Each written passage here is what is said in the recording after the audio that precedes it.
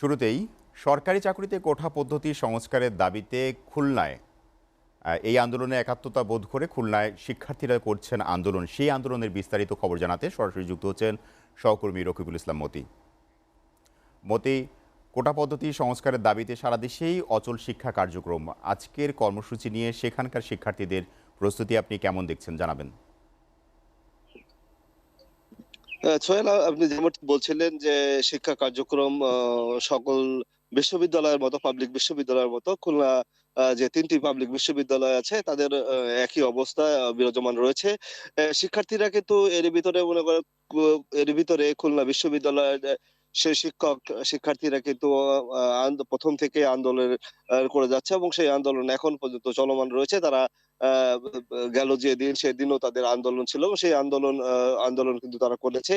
আজকে তাদের কর্মসূচি আছে। সেই কর্মসূচি বিকাল ৩টার পর থেকে তারা হাদি চত্বর থেকে কিন্তু তারা একত্রিত হয়ে তারা বিশ্ব রোডে এবং রূপসা ব্রিজের ওখানে অবস্থান করবে এবং ওখানে যেয়ে তারা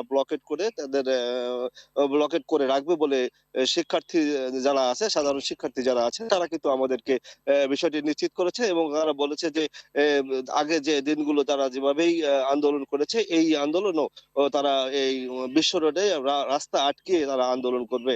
আমি একটু আপনাকে জানিয়ে রাখতে চাই যে গেল দিন কিন্তু খুলনার বিএল কলেজ নতুন রাস্তার মোড়ে বিএল কলেজের সাধারণ ছাত্রছাত্রীরা কিন্তু তারা সড়ক অবরোধ করেছিল এবং ট্রেনও আটকে দিয়েছিল। তাদের আন্দোলন চলমান অবস্থা ছিল। কিন্তু তাৎক্ষণিক একটি রায়ের সংবাদে কিন্তু তারা সেই আন্দোলন তাৎক্ষণিক তারা উঠিয়ে নিয়েছিল। কিন্তু পরবর্তীতে তাদের যে কি কর্মসূচি আছে সেটা এখন পর্যন্ত তারা এখনো ক্লিয়ার করেনি। তবে বিশ্ববিদ্যালয়ের ছাত্রছাত্রীরা কিন্তু সে বিষয়টি নিশ্চিত করেছে তারা আন্দোলন চালিয়ে যাওয়ার যে ঘোষণা দিয়েছিল, তারা সেই আন্দোলন চালিয়ে যাচ্ছে এবং সেই আন্দোলনের অংশ হিসেবেও কিন্তু আজকেও তারা রাজপথে থাকবে বলে জানিয়েছে।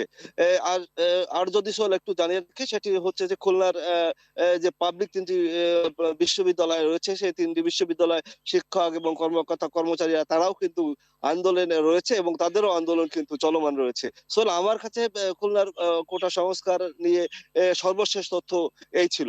সোহেল। জি মতি, আপনাকে ধন্যবাদ।